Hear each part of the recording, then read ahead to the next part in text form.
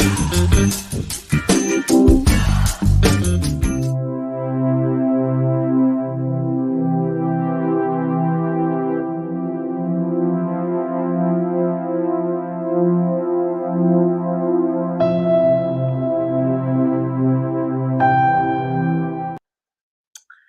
you for joining this special edition of Perspectives On as we partner with the Climate Reality Project and climate reality leaders from around the world for 24 hours of reality.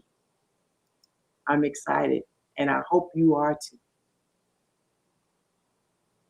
And we have a special guest that will introduce us, and I'm kind of looking forward to hearing from this particular guest. Hello, everyone. I'm Al Gore, and I want to thank you for joining us today for 24 Hours of Reality, Countdown to the Future. As all of you know, we're living through truly extraordinary times, and if you're like most people, you look at these challenges that we're facing now, the climate crisis getting worse, COVID-19 pandemic, structural and institutional racism, the challenges to the operations of democracy, and you ask yourself, what can we do? How do we overcome these truly existential threats that are connected? And how do we build together the sustainable future and the just and fair future that we want and deserve? Well, the presentation you're about to hear and the discussion you're about to join is about these questions. Your host is an incredible climate reality leader that I personally have worked with. And through their presentation, you'll learn the science behind the climate crisis and why it is having such a devastating impact on the ecological balance of our planet. You'll also learn how the climate crisis is connected to the COVID-19 pandemic and is connected to the broader injustices and inequities, not only in the U.S. where I'm located, but in places all around the planet. Just as important, you'll learn that we have the solutions, and you'll learn how we can work together to solve these crises, starting with a green recovery and with a just transition to clean energy and the technologies that can make our world better in every way. You'll learn what you personally can do to make a difference and to help us create the future that we want and that humanity deserves. So before I hand you back to your host, I want to say one other thing.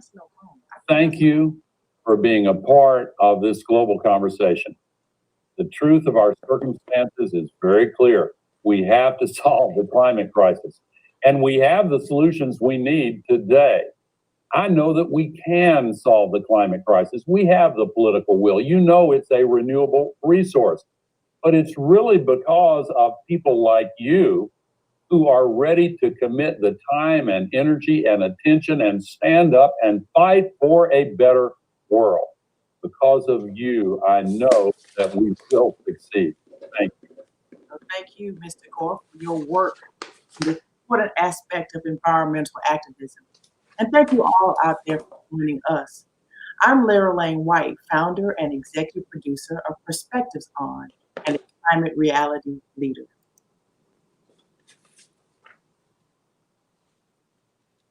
And joining me is Dr. Parjeet Nuar, Professor Emeritus of Microbiology at Georgia State University, and also a climate reality leader. As part of our effort to create awareness on the crisis occurring right now in our planet's climate, we join other climate reality leaders at this very moment on this momentous day to speak about three important issues.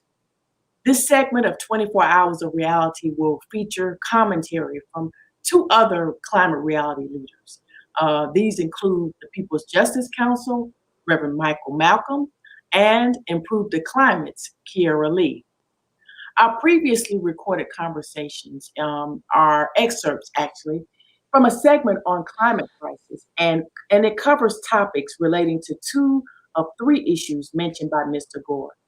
These include environmental racism and the inequities facing our communities of color, the displacement of communities around the world due to the various aspects of climate crisis. And today, we're going to add the COVID-19 impacts on our environment.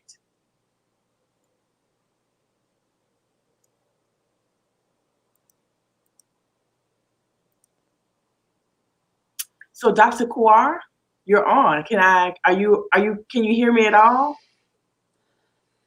I can hear you. I can hear you. I cannot hear you. Okay, all right. So we hear you very well. So I'm going to go on and I'm going to try to get through our presentation. I'm not sure if I'm going to present them as well as you would, but I will certainly give it a try.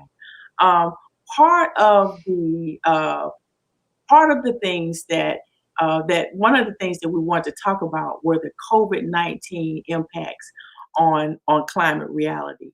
What we have right now is, and I'll go ahead and share what we have. I'll go ahead and share what we have, and I'll try to get through.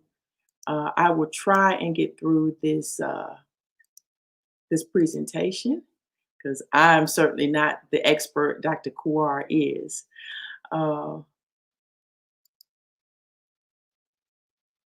One of the things that we talked about were the links between environmental change and COVID-19. One of the things that we talked about was the environmental degradation that also result in pandemics. There are also environmental impacts in terms of degradation that impacts the outcome of the pandemic. And there's several of these that will provide COVID-19 things that will impact the environment. The next thing is, how does environmental degradation lead to an outbreak of a pandemic? Well, one of the things that she pointed out was that there was close contact between the animal species and the wild, animal species in the wild, and humans, which allow certain viruses to cross over from wildlife into humans. And that is one of the ways that we can one of the ways that a pandemic can definitely impact, or the environmental causes of a pandemic. Let's see here. Let's see, I'm trying to see here.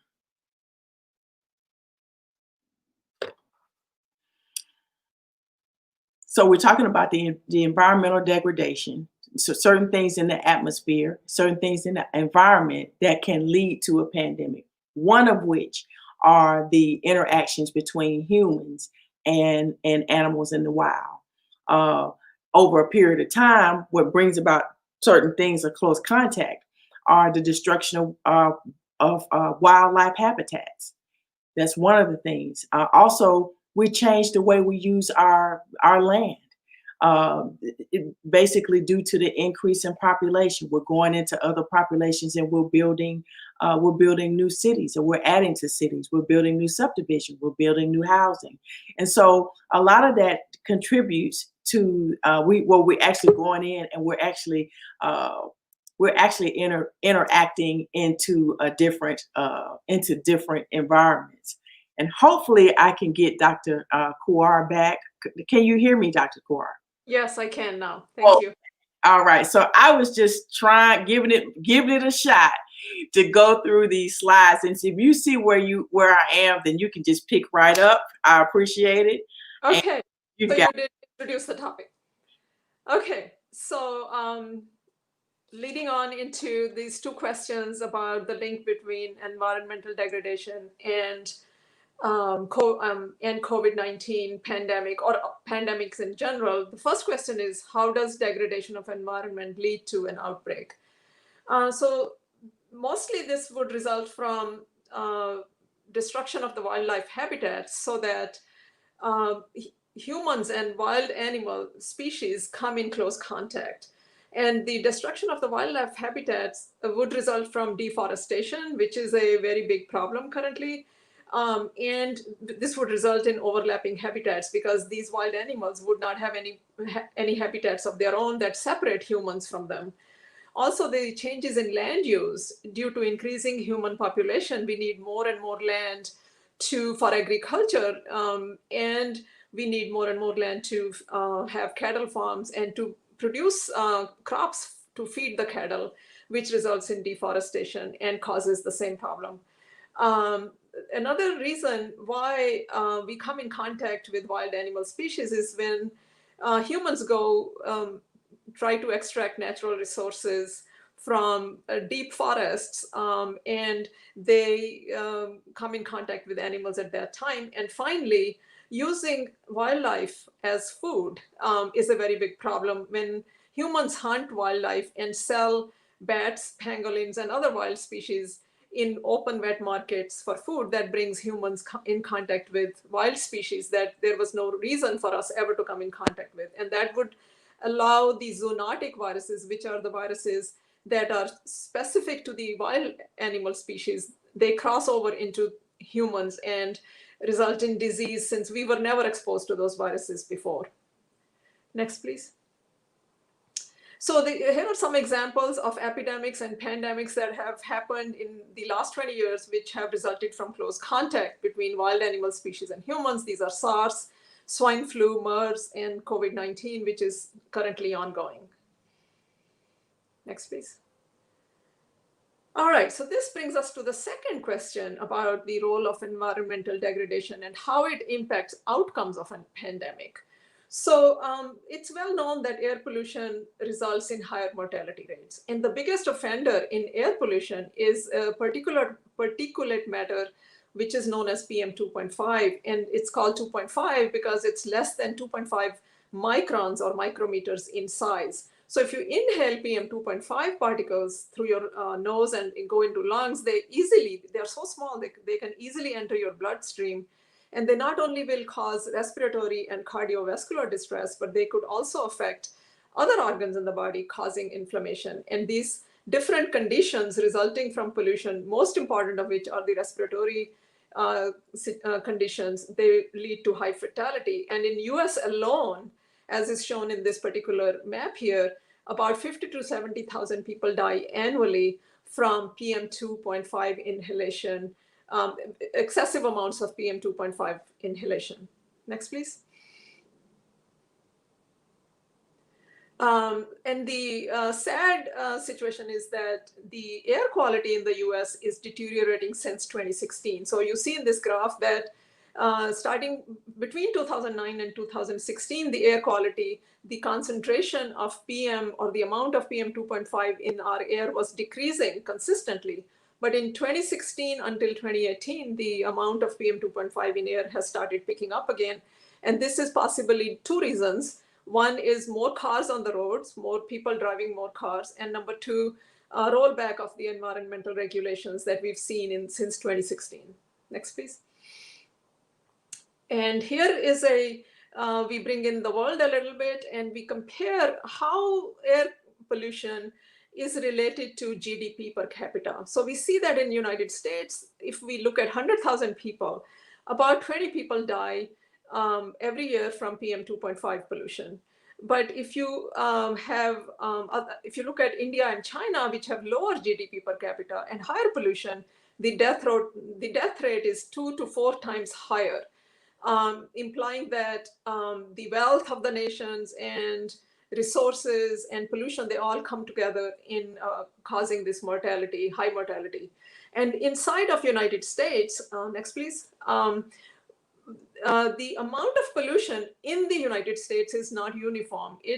There is a significant disparity in the level of pollution in different parts of US and there is a disparity in economic status. So both of those factors that we looked at in the previous slide play a role in the US itself. So the 20 deaths per 100,000 that we looked at is an average.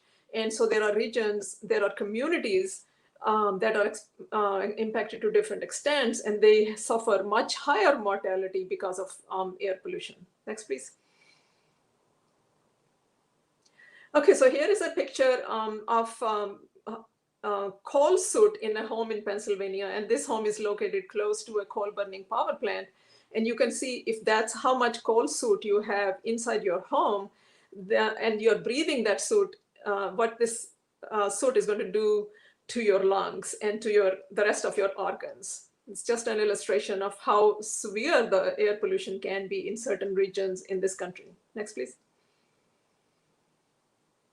All right, so now that we've established a link between air pollution and higher mortality, we want to look at links between air pollution and COVID-19 deaths. So COVID-19 affects also respiratory tract in humans, and it results in widespread inflammation in the lungs. So if you already live in highly polluted area and your lungs are compromised, your respiratory tract is compromised, and now you get COVID-19 on top, the effects of the two would be highly compounded.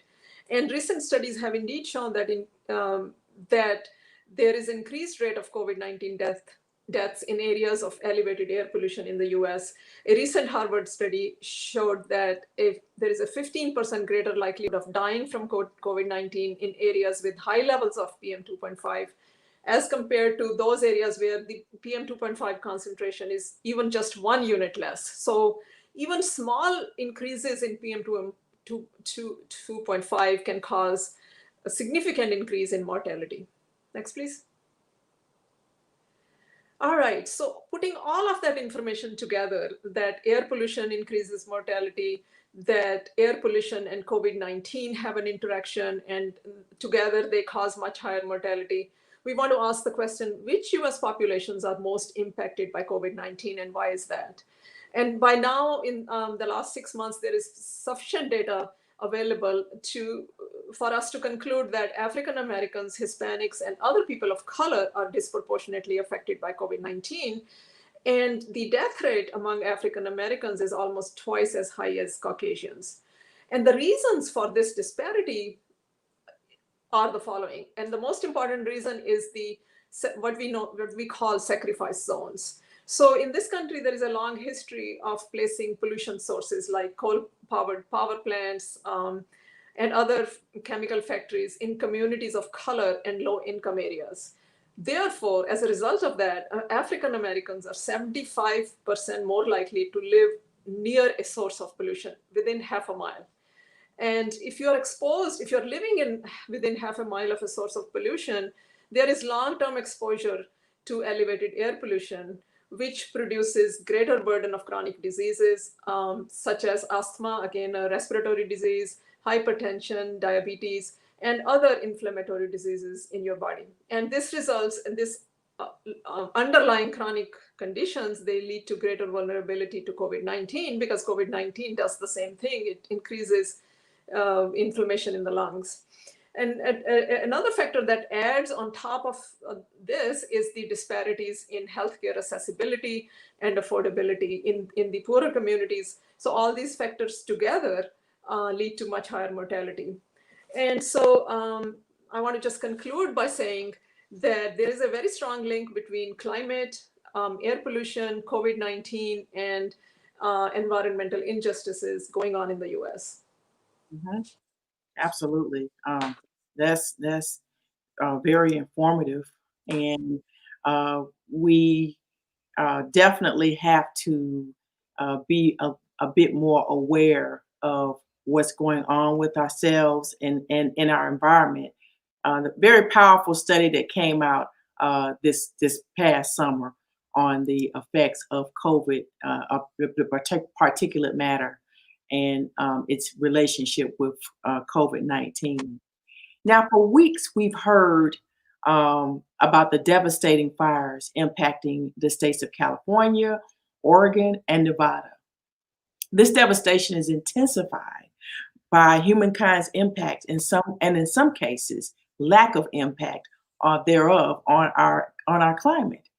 Our earlier discussion points out some of the root causes, and just a little bit earlier, this is what we. Thank you, Malcolm. I think the governor of California is absolutely right about the climate change that has been fueling these fires. We've seen droughts for at least a decade in California, and the droughts are caused by extreme heat waves that have also been going on in California and other states in the US. And the millions of trees have died because of drought conditions, and so they provide the fuel for any fire that could result from lightning. And then the dry winds take those fires far and wide and spread across mountain ranges and highways and neighborhoods. So there is no doubt that this is all fueled by climate change.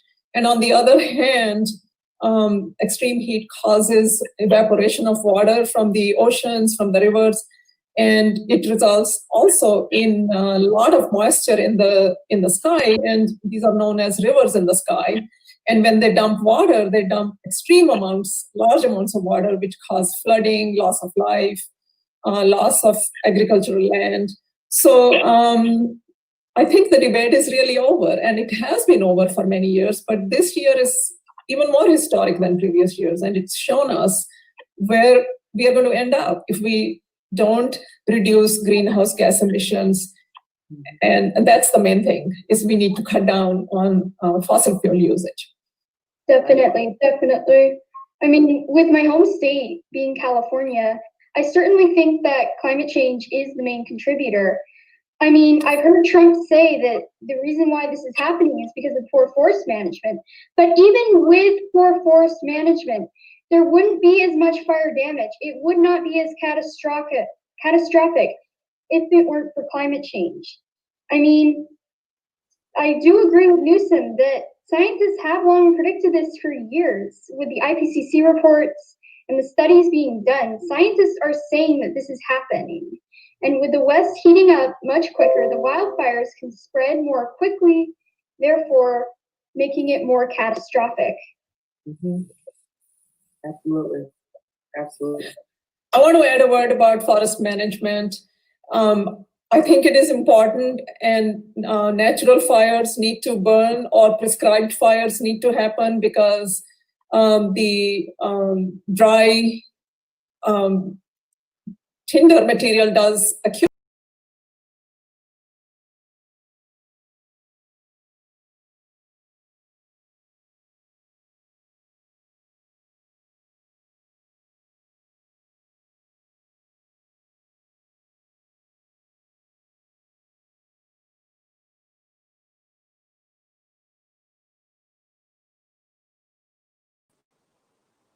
When they see a fire, they think they need to stop it. They basically just need to control it and know how to manage fires. So, Doc, in this instance, the biggest problem is it's not controlled. It's wild. It's a wildfire, and it's not just one. And I think the whole forest management conversation is a ridiculous conversation, if you ask me, is because it's happening in 3 different states. And it's not one forest. In California alone, it's like 11 different fires. That points to something much greater than it just being forest management. If that was the case, it should have happened the same way last year. But in fact, it didn't happen here last year. It was happening over in Australia. So to say that this is somehow natural is just ridiculous to me. Well, I mean, many are saying that there are other causes to the wildfires, like human-related causes, like you mentioned. I mean, that is true, but even if it is, climate change has warmed the Pacific Northwest by 1.5 degrees. That's a lot. And it made that region hotter and drier, making more wildfires happen, making them spread easier and more catastrophic. And it's not just that, there's the aftermath as well. There's the smoke, and it creates storms, which help fuel more wildfires. So it's like a feedback loop on itself. It just loops. And it's getting more controllable.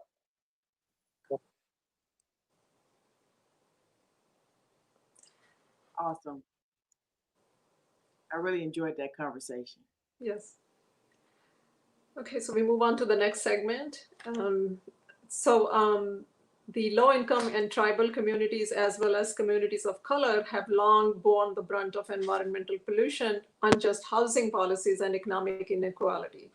In our conversation earlier in the month, we focused on an important issue that is disproportionately affecting these communities.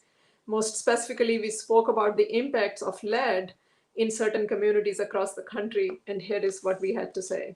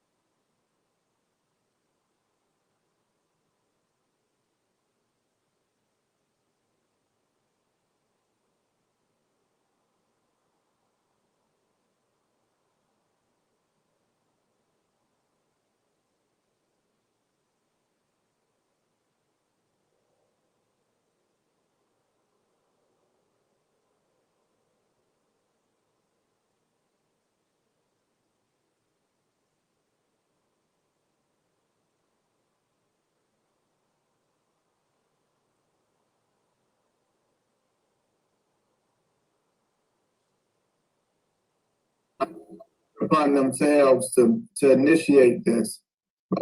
So, or even a bit angry that these people are still in this community while they have lead invasion happening to them, or lead assault happening to them.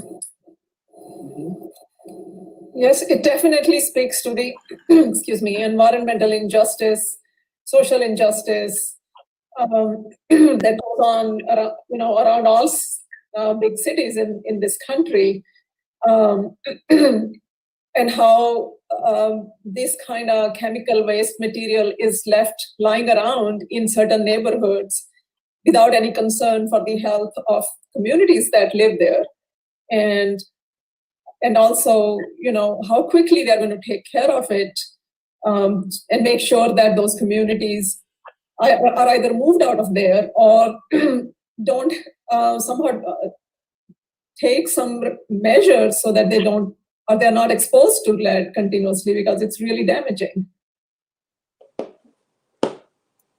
It's very interesting. In our conversation earlier, we also spoke about the level of displacement that will occur as a result of climate change. If we don't improve the way that we treat our environment and The same, it's the climate change and give some honor to the creation that's entrusted to us. Here's what we basically had to say about the issue of displacement. Is causing droughts in South America, for example, and the land is becoming unusable for agriculture, or it's unpredictable whether they'll have a harvest or not. So they cannot really depend on their lands to feed their families, and they want to move to the US or to Europe, where they still think the conditions are a little bit better. The other reasons for migrations would be flooding and sea level rise, which is also resulting from climate change.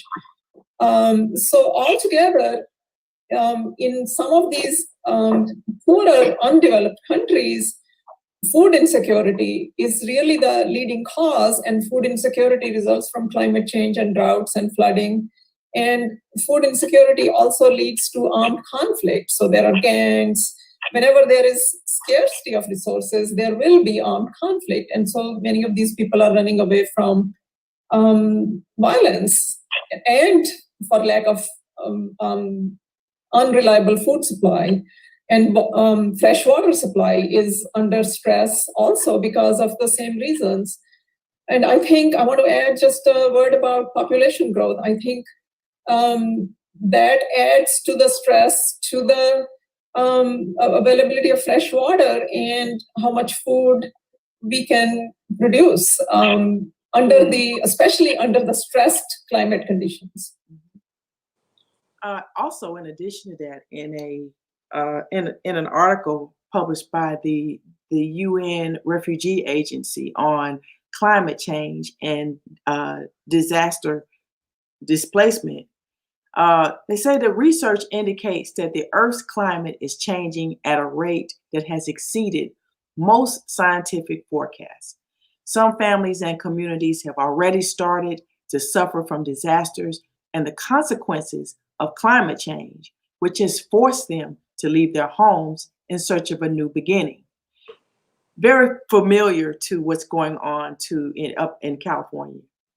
Well, authorities are recognizing that the consequences of climate change are extremely serious, including for refugees and other persons of concern, and those who may be suffering from natural disasters such as the recent hurricanes, as well as those that are impacted by the fire. And so the impacts of climate change are numerous. Limited natural resources such as drinking water are likely to become even scarcer in many parts, not just in the US, but in many parts of the world. Crops and livestock struggle to survive in climate change hotspots where their conditions are too hot or too dry or too cold or too wet, and they are threatening the livelihoods and exacerbating food insecurity, as Dr. Noir mentioned earlier. And so now we will talk about some clean recovery. Let's see, let me go back. All right, Doc. So, yes, thank you. So there are some solutions that we all can engage in that will help to reduce the impact of climate crisis. And since we know that greenhouse gas emission is the biggest driver for climate change, greenhouse gas accumulation in our atmosphere causes trapping of the infrared heat waves that are emanated from the surface of the Earth, so leading to the global warming. So to reverse climate change or to stop further climate change, we need to cut down the use of fossil fuels or eliminate the use of fossil fuels. And one way to do that would be through using solar and wind power. And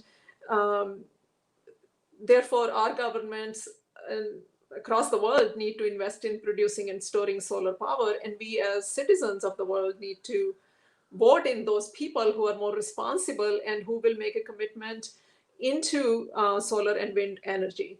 And at the level of individual, we can all look into ways to use solar panels if we own homes, we can install solar panels on our roofs. If we own businesses, we can look into installing solar panels on our commercial buildings. And there are really good programs available now to assist with solar projects, not only in Atlanta, but also nationally.